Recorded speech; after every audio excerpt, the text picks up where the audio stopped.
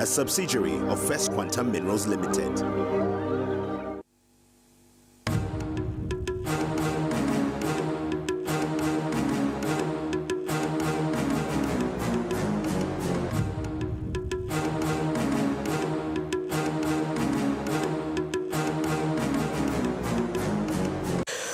Botswana held its general election on 30th of October 2024 to determine the composition of the country's parliament and local councils. Up for election were 61 seats in the National Assembly and 609 seats in the local councils, all filled through a first-past-the-post voting system. For the first time in the country's history, the ruling Botswana Democratic Party, or BDP, was voted out of power, ending a 58-year single-party rule since the country gained independence in 1966. A significant shift, in voter support towards the opposition parties pushed the BDP to fourth place, with only winning 4 seats out of the 61. The Umbrella for Democratic Change, UDC, took 36 seats and emerged victorious, securing an absolute majority and leading to the election of 54-year-old Duma Boko as the new president-elect of Botswana. The Botswana Congress Party, BCP, led by Dumelang Saleshando, took second place and assumed the role of official opposition, garnering at least 15 seats in the National Assembly. The Botswana Patriotic Front, BPF, with their patron, former President Ian Khama, made notable gains in the central districts, winning 5 seats in parliament, increasing representation. Now, nearly all the Botswana Democratic Party members of parliament lost their seats, leaving them only with a paltry 4 seats in parliament, with only a handful after almost 6 decades in power. Former President Mokwetsi Masisi considered defeat on November 1st, 2024, facilitating for a smooth transition. Joining me on Costa this evening is Dumelang Saleshando, who is the official leader of opposition and president of the Botswana Democratic Congress Party in Botswana, following a run for election on the 30th of October 2024. My guest joins me via Zoom right after this.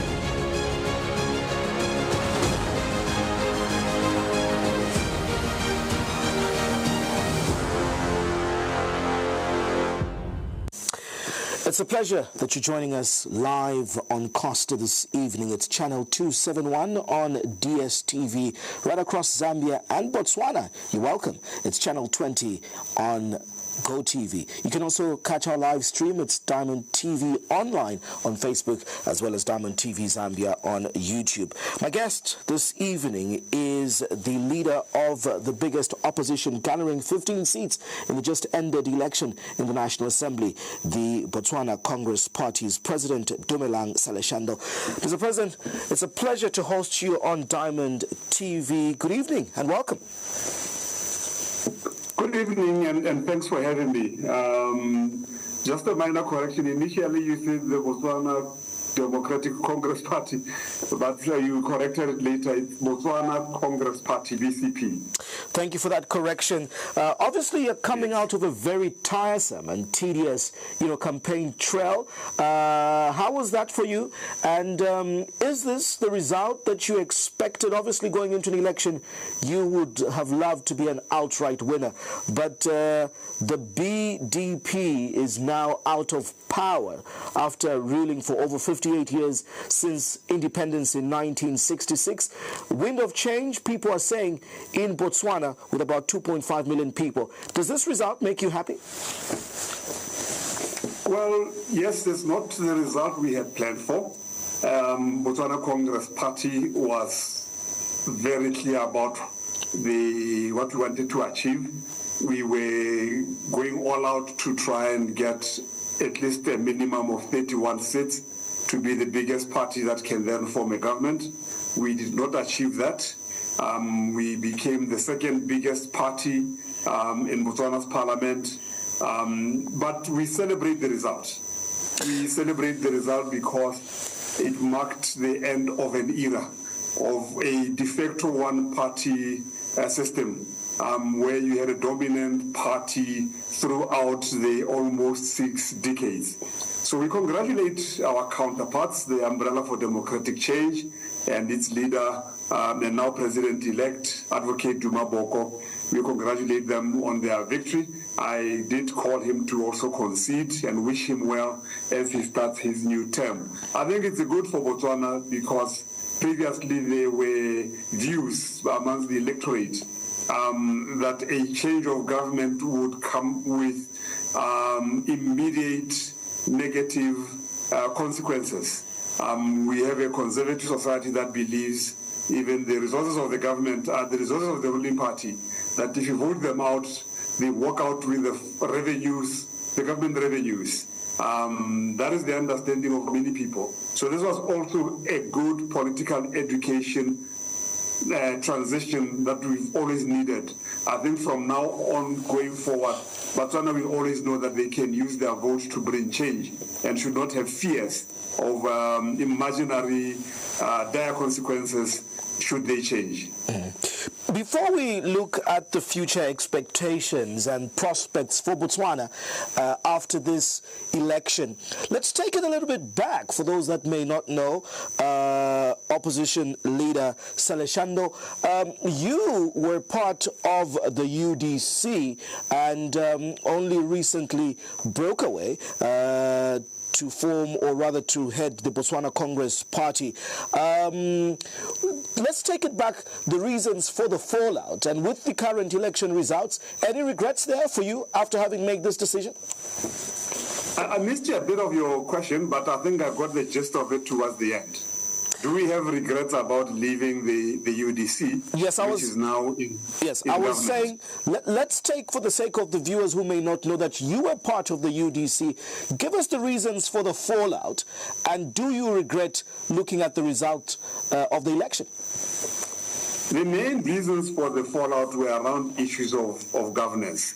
The UDC essentially has a constitution that is not being adhered to. It's been in existence now for more than 10 years, has never had an elective conference to choose the leadership.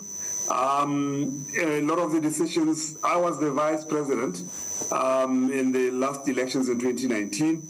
A lot of the decisions are basically directives from the top leader. We don't regret standing up for what we believe in. We are for internal democracy. We want a leadership that can be kept in check, that has to account to the membership, a leadership that upholds the constitution of the organization. Even though we wish them well, we don't regret parting ways with them. The voter has given us a clear result that says the party that should now keep the new government in check is the Botswana Congress Party as the official opposition. It's a duty we are happy to perform. And in the coming years, we should be able to demonstrate to Botswana that we can be better trusted with the plan we have for the country. But for now, let's allow space for the UDC to form its government, and we see how they perform, if they will be able to uphold a higher levels of governance than they are able to do at their party. With, those concerns and observations you raise, opposition leader Saleshando, that the UDC is not a party that practices intra-party democracy, how then are you confident that with them taking the reins of power, Botswana will be run in a democratic manner? I just had a chance to listen to President Duma Boko's, acceptance, speech, where he was saying he will run a government where he wants citizenry engagement and he will be open to criticism. Do you see the new party in power, the UDC, exercising outright democratic tenets if you say they failed to do that for the last 10 years of existence? Well, they certainly haven't done it within the party. There was a time when Botswana Movement for Democracy, one of the founding members of the UDC, walked out over the same concerns. We left over the same concerns. Former President Hama's party, the Botswana Patriotic Front, joined the UDC. Shortly thereafter left because of the manner in which it is conducted, it is managed. Their current partner, the Alliance for Progressives, they were in court earlier this year, seeking court intervention on some of the undemocratic processes of the UDC when it came to candidate selection, because the top leader unilaterally took decisions about who should contest where. So their track record does not inspire confidence, but maybe somehow, even without a history of internal democracy, maybe we all pray and hope they will be able to behave differently in government. But the jury is still out. Now, with all that said, and the history that you've given, the BPF walked out and other alliance partners, meaning, in short, that you're saying they've got dictatorial tendencies with, President, Duma, Boko. Why then do you think the Tswana people that voted resoundingly to give them 36 seats and an outright majority in parliament have voted on a party that does not seem to show democratic tenets? Well, remember, this victory by the UDC is mainly driven by disgruntled members of the BDP. The majority ruling party at the time, they've been having their own internal problems as the BDP. So there's two parts to this. You have the traditional UDC voters, but you also have the very frustrated and disgruntled members of the BDP who looked for a route to punish their own party. Not because they expected any better, but because they felt that their party had gone too far and needed to be punished. And in their estimation, for some reason, they decided to deposit their votes with the UDC. They possibly, in their calculations, thought it would be the most effective way of frustrating their own party and sending a message to the leadership of the BDP. We also, I must say, we went into this election with 7 seats as the Botswana Congress Party. We had 7 seats in parliament. We have now 15 seats. So we also have performed exceptionally well. We have consolidated our bases. We have increased our footprint on the Botswana political landscape. So it will be a new government, and it will also be a new official opposition. So let's see how the restart works. Yeah, you describe this win by the UDC in part as a protest vote from those that are frustrated or really disgruntled with the performance or behavior of the Botswana Democratic Party. From an outsider perspective, and when you look at the SADC region, Botswana, a country of about 2.5 million people, seemingly doing, so well in the eyes of so many on the African continent, a very strong puller, currency against the greenback, the dollar. When you look at the strength of the puller across the region, you are ranking 1-to-1, in certain aspects even stronger against the South African rand. Deb Botswana and your partnership with De Beers in the diamond market, and the way you've structured production and marketing seems to be excelling Botswana's economy.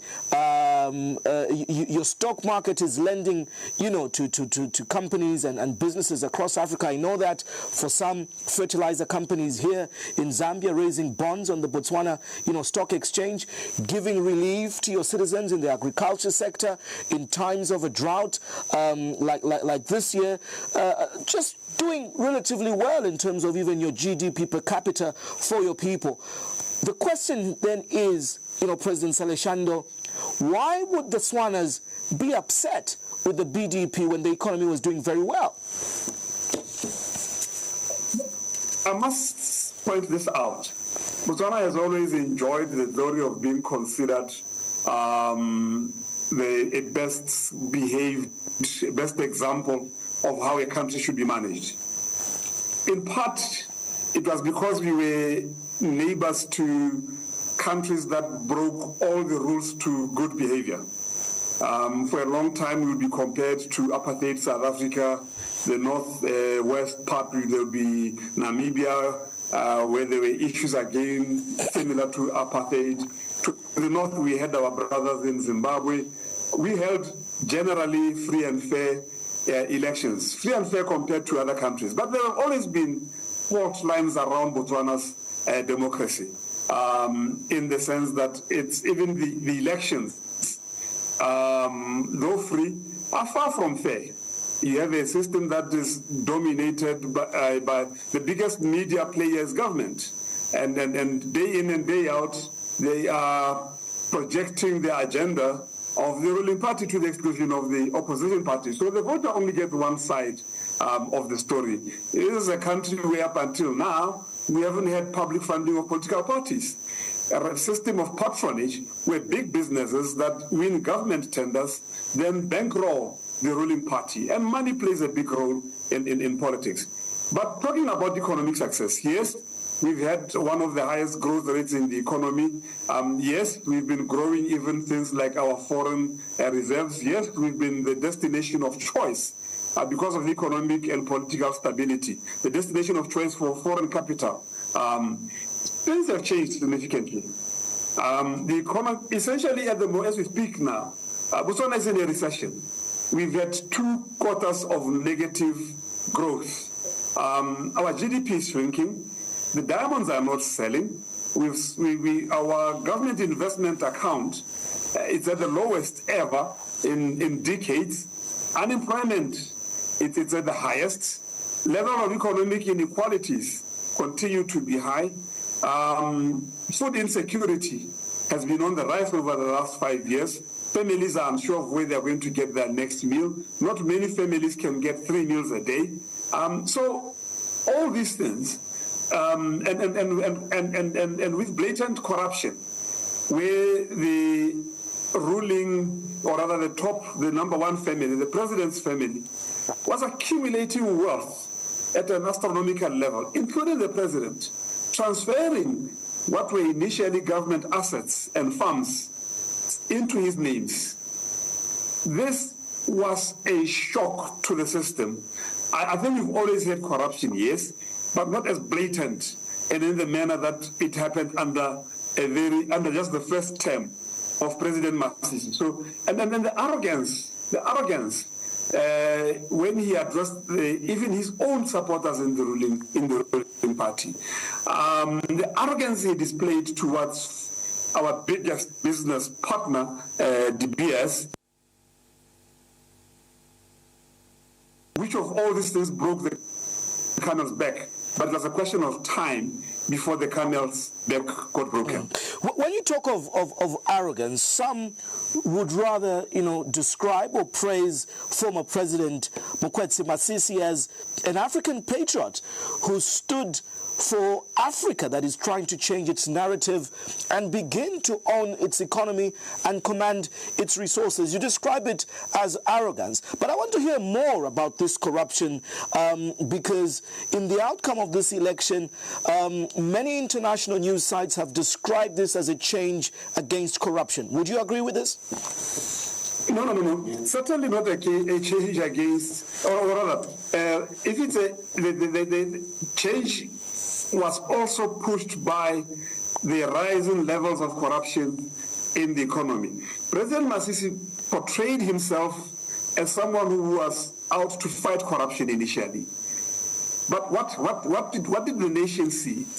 They saw a very vengeful president who could come up with trumped-up charges, false charges, alleging that 100 billion has been stolen from the central bank, when the governor of the central bank had come out clearly stating that the bank has never had such amounts of money. So President Masisi could go to extremes to try and deal with his opponents. When he differed with one of his ministers in the cabinet, he then saw an opportunity to embarrass the minister, arrest him, accusing him of having killed or rather taken part in a ritual murder of a young child. Paraded him in chains, only for him not to be charged even more than 12 years after the arrest. So I think the nation saw a man who is obsessed with maintaining total control. When you go to the COVID era, again, we saw a whole lot of corruption. Funds paid out to companies associated with members of the ruling party, and also funds allocated to members of his own family without a competitive bidding process to determine if they're offering the best product at the best price. So yes, the looting was on another level by the president and immediate members of his family. So corruption, even when you look at the reports by Transparency International bodies, corruption in Botswana is on the increase under President Mokwetsi Masisi. So this was also a pushback against the corruption that we have seen. It was out of frustration on account of the economic conditions. Unemployment has increased in the 5 years of President Masisi. That is not a question of in doubt. And yes, I think he needed to go, and even his members of his party realized that he has even set the party on a self-destructive path, refusing in some instances to accept the will of the people when it came to primary elections within his party to select candidates to represent the party in 2024 general elections. So there was a general rebellion against his misgovernance. Let's just get back briefly to the statement you made regarding his arrogance towards De Beers. Again, I'll question that many, consider former President Masisi as a hero for the structuring of that 50-50 percentage share deal on diamond output and diamond marketing, that the fact that African leadership is now taking charge of its natural resource and of its economies. You call that arrogance? It's the manner in which you do it. Let me point out that all former presidents who had to engage with De Beers always came out with a better deal than the one they found when they ascended to the presidency. And they did so by negotiating diligently with De Beers. You will remember that the DTC, Diamond Trading Company, relocated from Europe to Botswana. Former presidents that came before President Masisi negotiated for some diamonds, rough diamonds, to be sold by a Botswana government-owned company, so that we are also able to establish that we are getting a fair price for our rough diamonds, and also allowing us to decide if you want to polish and cut our quota in Botswana, or you want to auction it out. So look, we've always been moving up the scale and getting a better deal. The difficulty with the approach of President Masisi was opting to speak foul of it. You don't go out and insult your partner publicly in the process of a sensitive negotiation, to call them all manner of names, that they are as good as your colonial-minded operators, and even saying that you've brought down a giant.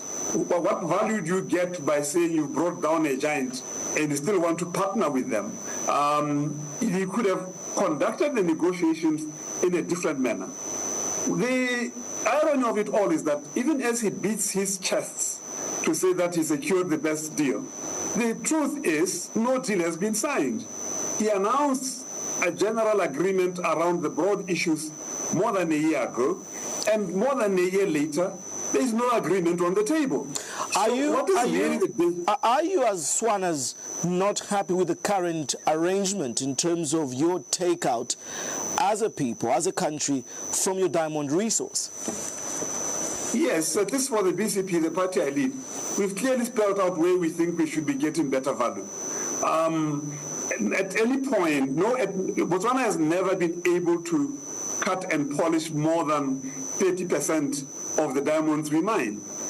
We sell our diamonds in their rough form, and everyone knows that the jobs are not at the mining level. The mining of the diamonds is a very capital-intensive project. It is machine-heavy. It doesn't create the jobs we need. The jobs are really where you have to cut and polish. And like I say, over 70% of that, those jobs are created outside Botswana.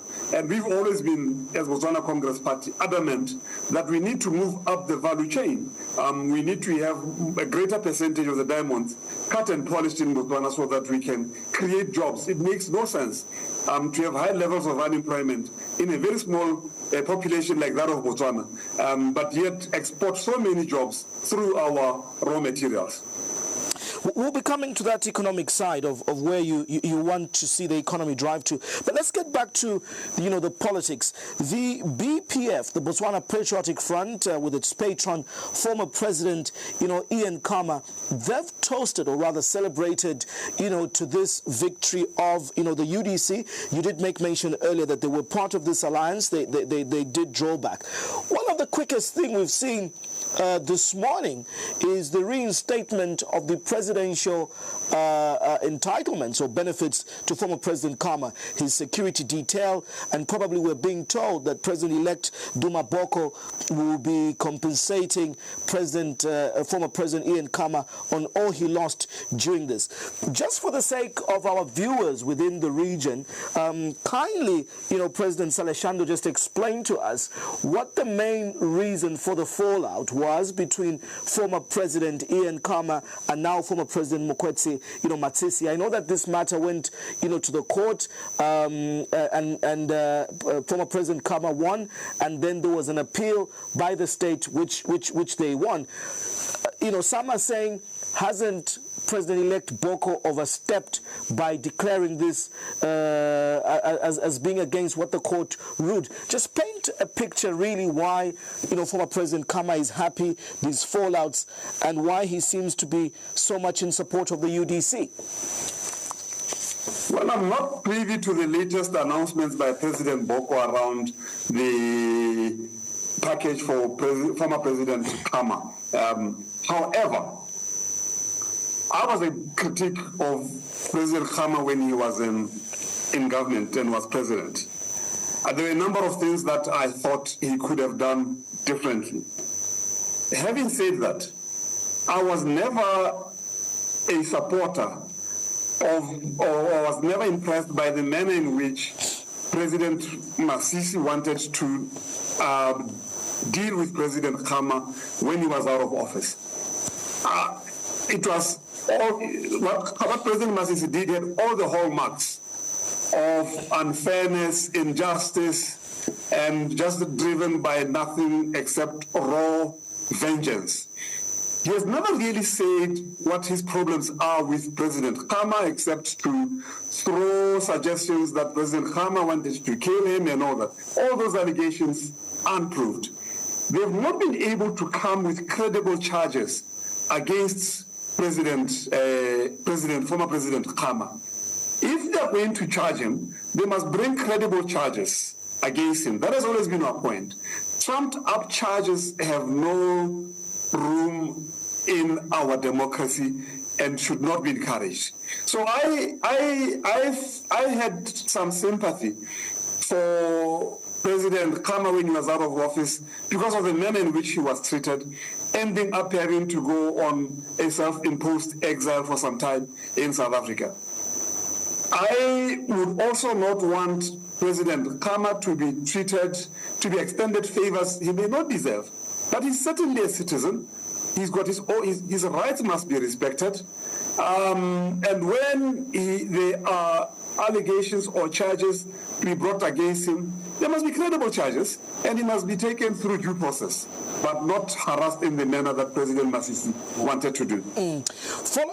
Following his brief self-imposed exile, like you say, former President Khama did return, obviously with the BPF. There was a stint in the UDC. Do you see him playing any role or any significant contribution towards the outcome of this election? Some pundits are saying this could be an engineering of former President Khama on the ousting of the BDP.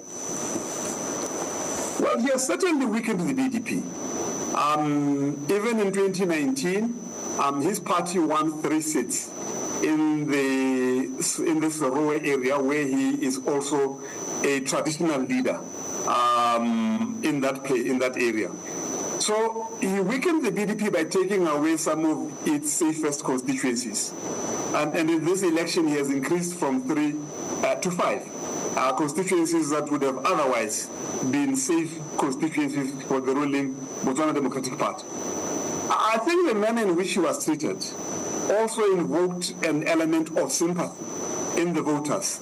They realized that, as I said before, we have a president who is driven by hatred, who will do anything to get his opponents jailed without a credible due process. So, yes, he has had a contribution in weakening the BDP. He has now announced that he will cease active participation in politics and resume his role as a traditional leader in his area. So what will happen to become of the BPF, too early to say, but obviously I think one of the key objectives of President Khama was that he had regrets about having brought President Masisi upon us.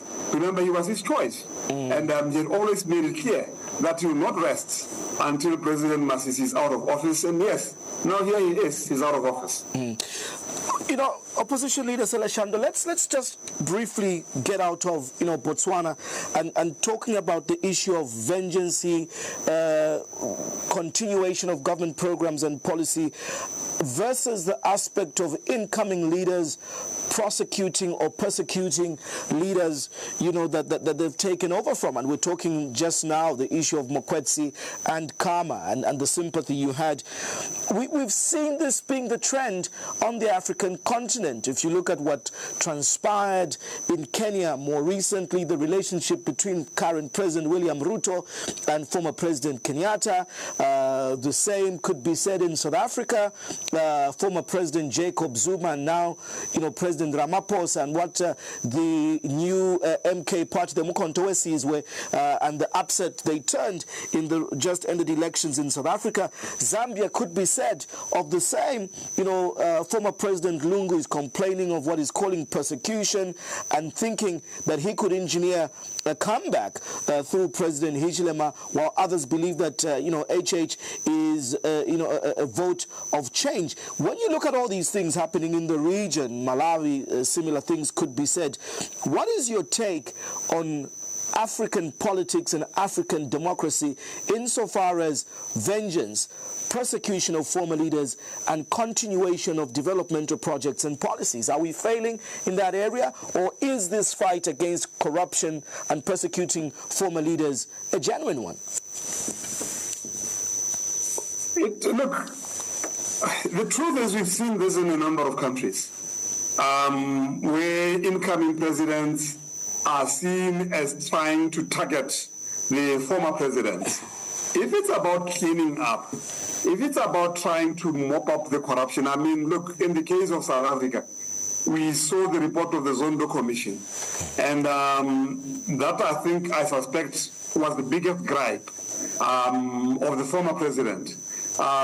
Do you say let bygones be bygones, and so that with the hope that you can also loot, and when you leave you will be untouched? I hold a view that says you've got to answer for what you did during your term in office.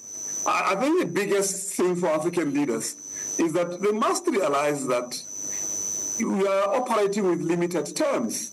Even in the absence of limited terms, you could lose elections. So conduct yourself in a manner such that when you leave, you will not start feeling insecure that you may be targeted or asked to explain some of the things you did in office. I mean, we've had former presidents, for example, in South Africa, former President Thabo Mbeki. He left when there was an acrimonious relationship between himself and the incoming president. But he was never troubled because I suspect there were never allegations of corruption against him. These were purely political differences that have developed between him and the successor. President-elect, Duma Boko says he is also coming in, to clean up. You have touched on this interview on concerns regarding contracts and tenders during COVID and in other, supply and procurement aspects relating to family members of former President Mokgweetsi Masisi. What is the expectation of you as Botswana citizens? Former President, like I said in the case of Botswana, the story around the 100 billion pula missing was all made up, we now know. There was no iota of evidence to support what President Masisi wanted to do. I think I've lost you there. I was asking you a follow-up question. Are you able to get my question? No, sir. Are you able to get me?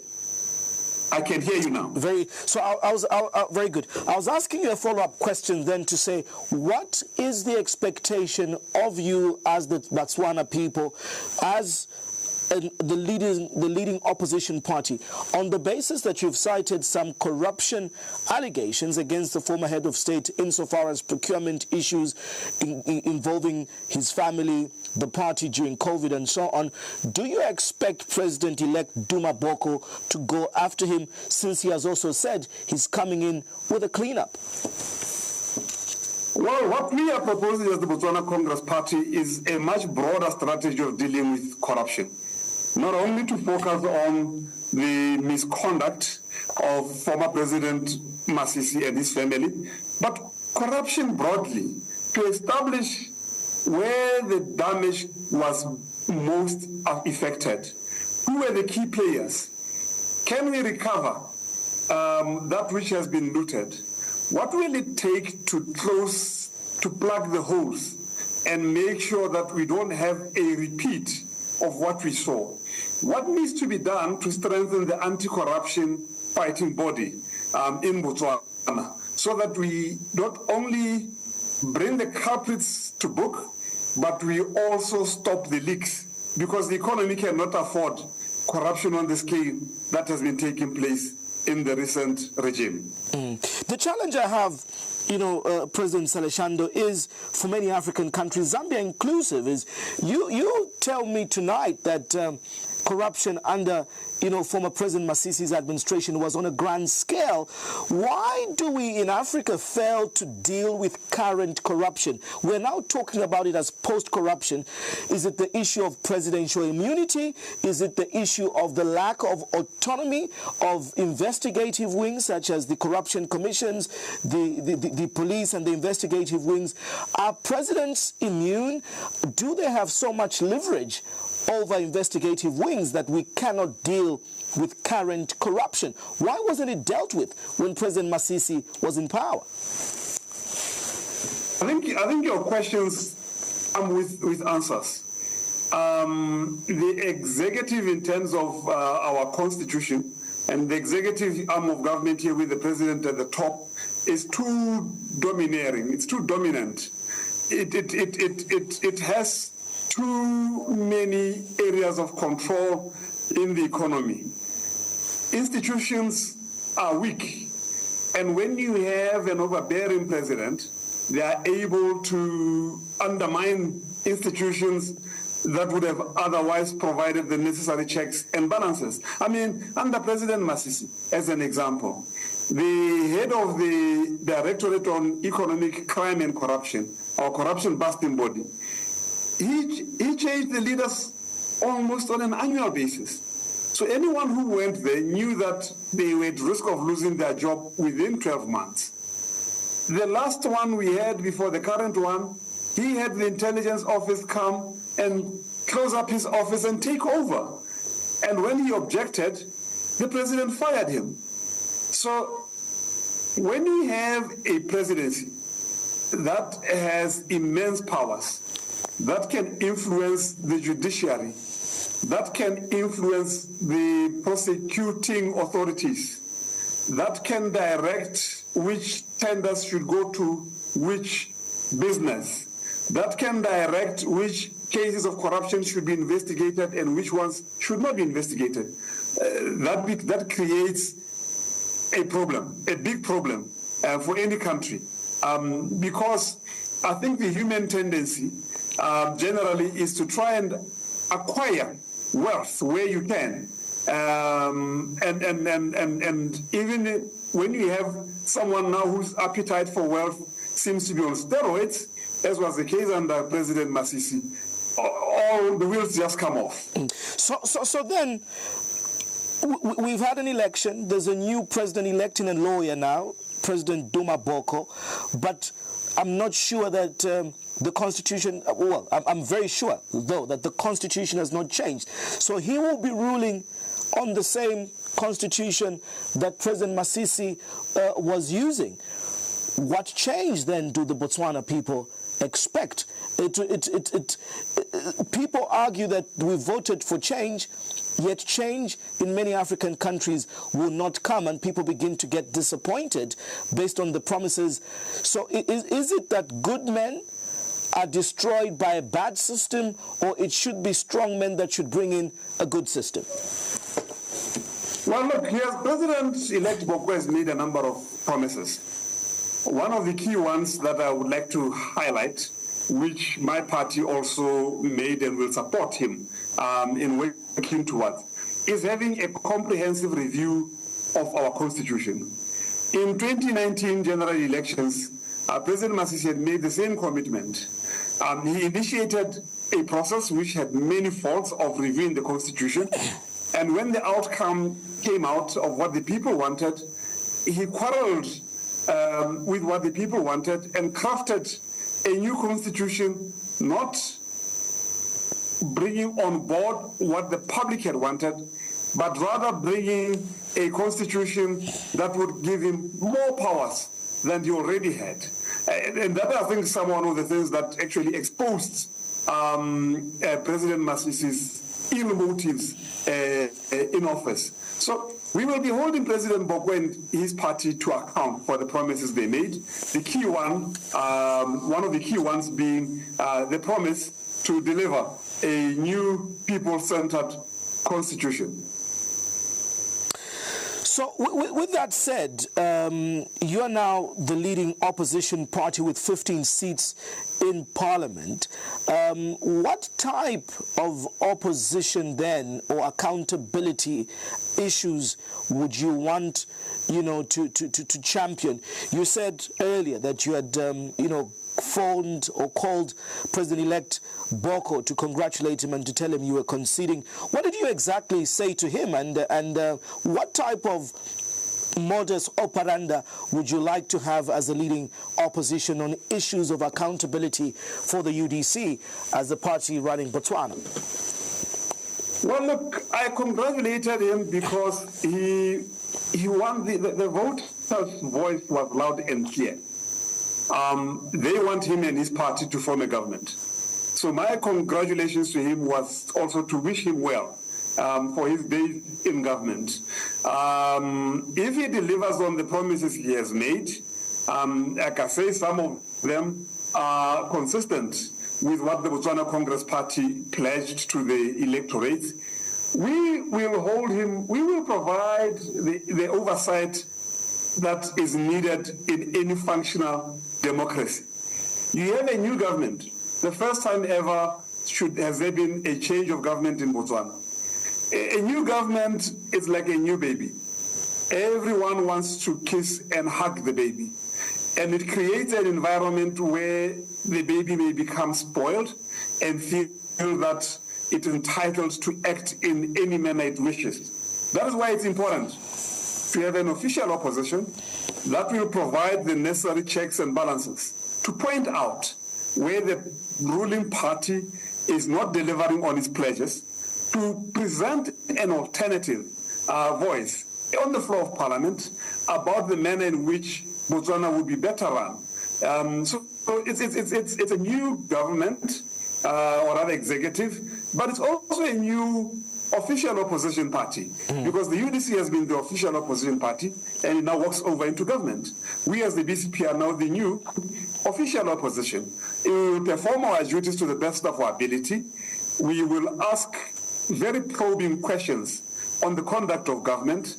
We will present our alternative policies, our alternative laws on the floor of Parliament, and the voter will be the judge at the end of the term in 2029 when we go for elections again. How do you anticipate Parliament as the lawmaking body to pan out? I mean, this is not a hung Parliament. The UDC has a majority of seats, 36 in total, so they have outright majority. So on aspects that require simple majority voting, or two-thirds, it's easy for them, to get it. You have 15 seats in the House. The BPF have 5. The former ruling party have a paltry 4 and 1 towards an independent. How do you expect to get some of your issues across, especially through Parliament? Because this is where the legislative policy battles are won. It's on the floor of Parliament. Well, yes. What we've done before, even when we are not the official opposition, we're even a smaller opposition, is that we still table our policies, we still table alternative laws, and with the case of the UDC, like I said, there are areas of convergence around our manifestos. Of course, there are areas where we differ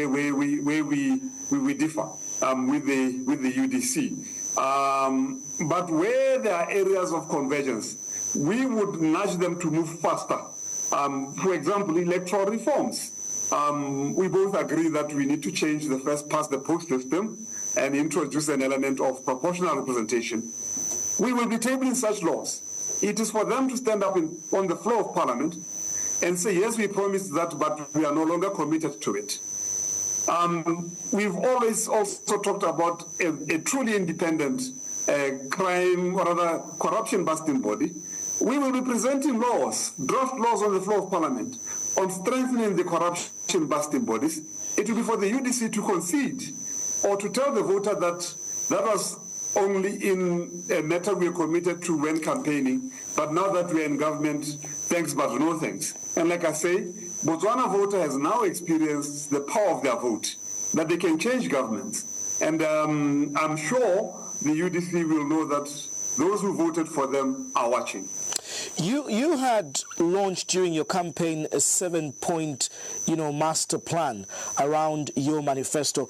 Any hopes of integration through the UDC when you say you've got certain points where you converge to see some of your policies, adopted or worked on? I'm sorry, I missed the question there. I was saying you had earlier during the campaign launched your 7-point election manifesto as a master plan. Any hopes of having convergence or a meeting point to adopt some of these through the UDC into implementation as an opposition? Oh, yes. I can certainly say there were areas of convergence around our key manifesto pledges. We had committed to a target for job creation because the unemployment is a big issue in Botswana. Unlike the UDC, our target was premised on certain fundamentals. We had set out what growth rate we would want to have for the economy, what percentage of investment as a proportion of GDP, and we had said we can deliver certain things, deliver an economy that delivers 400,000 jobs by the end of the 5 years, an economy that will pay a minimum of 3 or 4,000 pula. And let me correct myself there, 300,000 jobs in 5 years, and a living wage of 4,000 pula. But we had a proposal of saying we can achieve this by doing the following.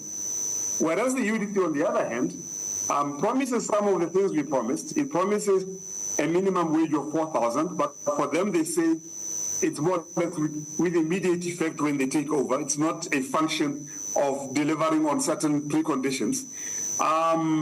When we promised 300,000 jobs, they said they think they can deliver between 400,000 and 500,000. So we will pin them down on a plan to deliver those jobs within the 5 years. They were sketchy, like I say, on the how part. We had details on the how part, but it doesn't matter. If they figure out a shortcut to job creation, so be it. We will be happy to see them roll it out. If they think the economy in the state it is can deliver a minimum wage of 4,000 pula, it's for them to prove that, yes, they found a way of doing it outside the proposals that the BCP was making. You've spoken about job creation and that target in a very small population of 2.5 million people. Obviously, just like any other country across Africa, the majority of that is, young people, the Gen Zs. Just like Zambia, where I am tonight, Botswana equally affected by a drought.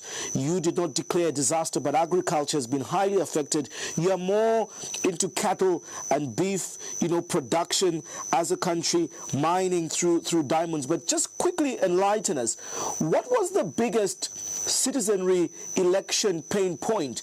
What were the critical issues for the Botswana people in this election? Was it unemployment? Was it the healthcare system? Was it issues around corruption? What is the biggest expectation and the pain point that the people of Botswana, especially young people, want to see change or worked on?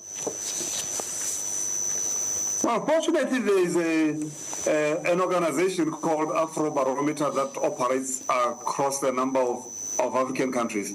They released a survey that clearly stated that the main pain point for Botswana is unemployment. Lack of jobs is the biggest problem. And if I recall well, the other key points were the collapsed education system.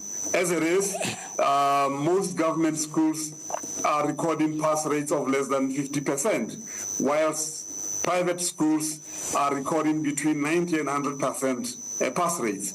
The health sector is also on its knees. It's understaffed. The doctor-patient ratio is a problem. And also the lack of basic medicines in public health facilities. So those really are the key challenges that any government would have to address as a matter of urgency. And like I say, we had a clear plan. Our manifesto contained some details of how we will turn those things around. The UDC, on the other hand, gave just commitments without the how part.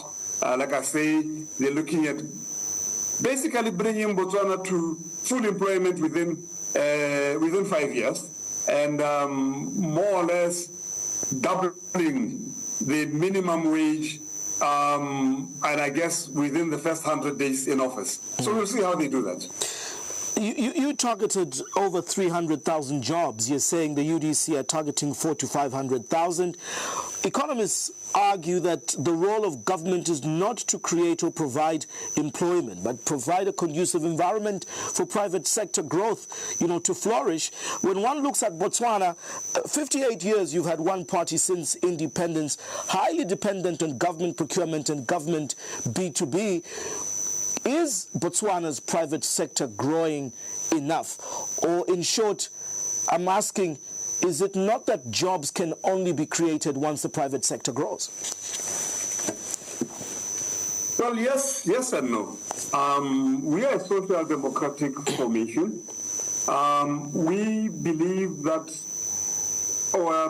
private capital has a role to play in growing the economy, but that private sector may have its own shortcomings, and when it becomes necessary for government to intervene, it should intervene and try and play the role not only of referee, but if necessary, to also become a player through creation of jobs in certain sectors that may not be attractive to the private sector. I mean, one of the main government-owned businesses here is a company called the Botswana Development Corporation, which is supposed to go and open up in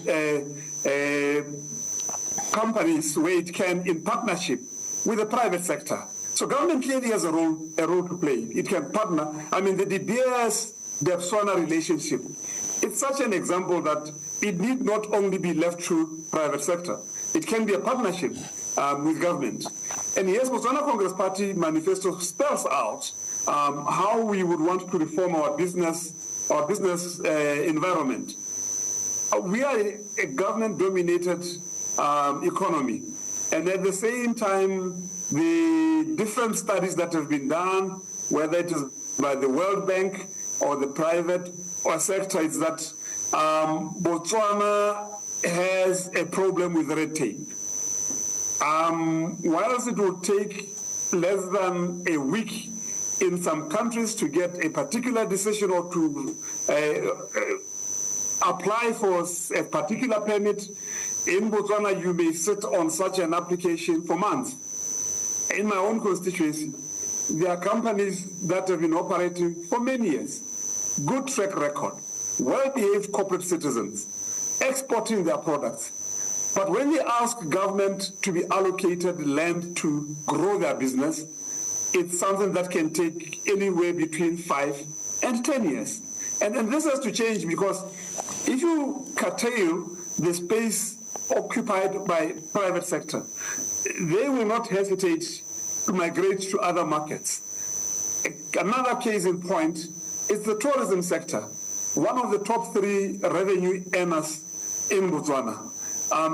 For a lot of tourism operators, and these are international players, for them to get their lease agreements in place, it sometimes takes more than 5 years. So these are low-hanging fruits where minor reforms would have disproportionately larger benefits to the economy. Are the Swana people playing a significant role in owning and participating in the economic affairs of their country 58 years after independence? Well, the answer is a very clear no. And in this regard, I think even the ruling party that has just vacated would also attest to. They sought, we are a foreign-dominated economy. Our private sector is foreign-dominated. The construction sector is in the hands of big foreign, in the main Chinese companies. There's hardly any sector dominated by the citizens, with the exception of your small subsistence farmers. And that is why the ruling party that is just vacating had come up with a law called Citizen Economic Inclusion Law. But they paid lip service to it. The law has been in place for a number of years, but there were no regulations in place about how the law would be put into operation. So it was a marketing scheme, if I may call it that, deceptive marketing by the ruling party in 2019. They were voted for with a promise to try and address the non-participation of citizens in the economy, but the dial has not moved. We basically are still where we were in 2019. Botswana, obviously, you are shining bright over, your diamonds, and the contentious issue again, which you've earlier spoken about, is the diamond industry.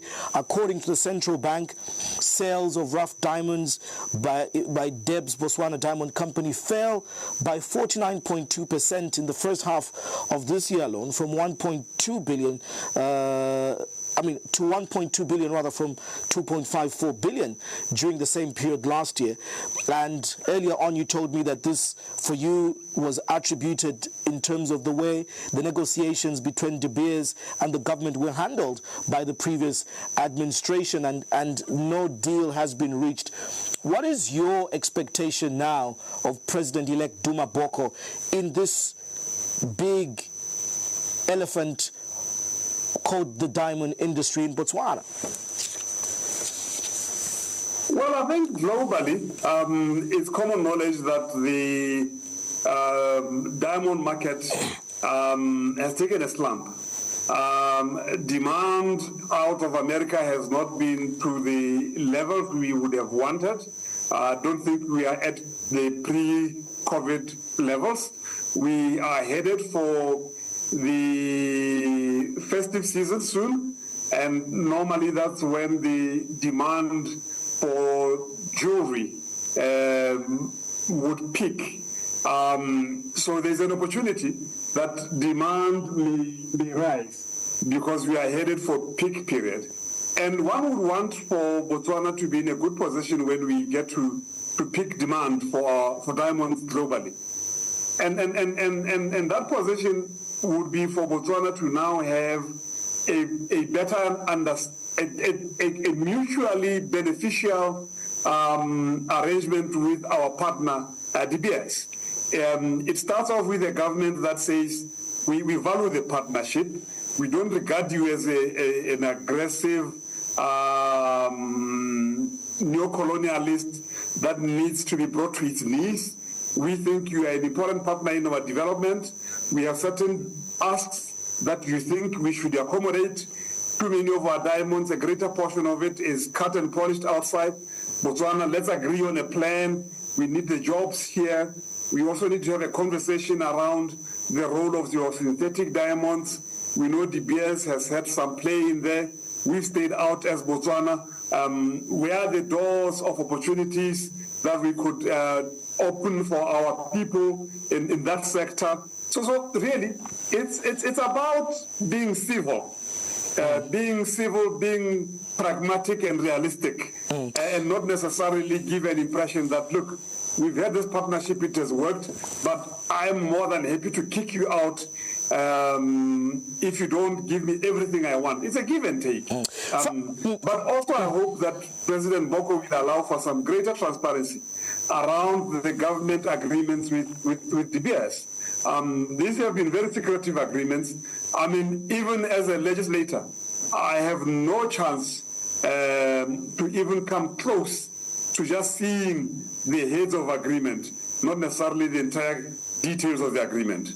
Finally, Opposition Leader Saleshando, this challenge of, for example, Botswana only producing rough diamonds, you're complaining of not so many lapidaries and processing so that you may have a fully polished product to export that is value added 58 years after independence. Zambia, that's the same. We're still exporting, raw copper and importing finished products out of copper. We are now on the brink of another economic revolution, going into the green economy of EV batteries and so on.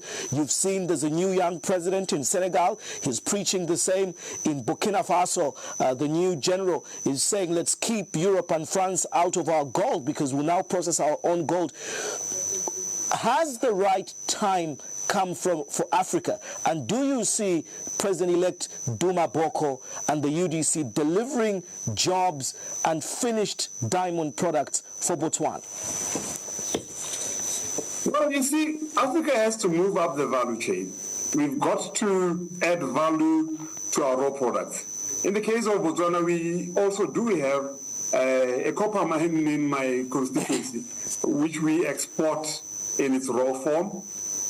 There was a time in Botswana when there were more cattle than people, but all the leather is exported out for processing. I did say there were areas of convergence with the UDC, but there were also areas where we differ. And they came out clear in the presidential debate when President-elect Boko's position was clear, that there's no point trying to bring back the jobs that are exported through raw materials because we don't have the skills in Botswana. So that worries me that he will not be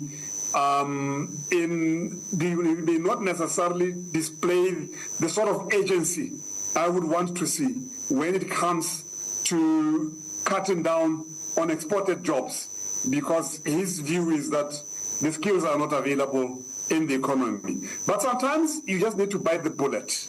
You need to bite the bullet and say we will do whatever it takes to at least get to a certain level of industrialization.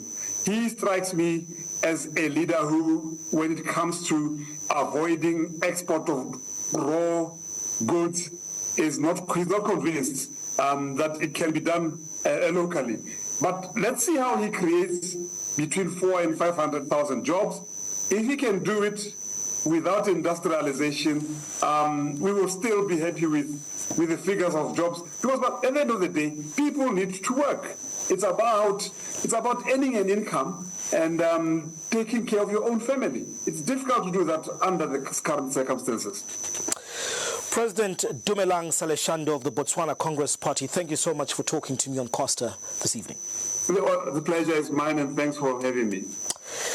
Botswana, there, our neighboring country, just coming out of an election, delivering a resounding, change. The opposition, United Democratic, or rather the Umbrella for Democratic Change, scooping 36 seats out of the 61 in Parliament, toppling the ruling BDP, that's the Botswana Democratic Party, that has been in power since 1966. My guest this evening has been the opposition leader now, the largest opposition leader for the country, the Botswana Congress Party. They have 15 seats in Parliament, and their President Dumelang Saleshando speaking to me right there on Costa. Thank you so much for watching, and we wish Botswana all the best as they're expectant of new hope and positive after this change.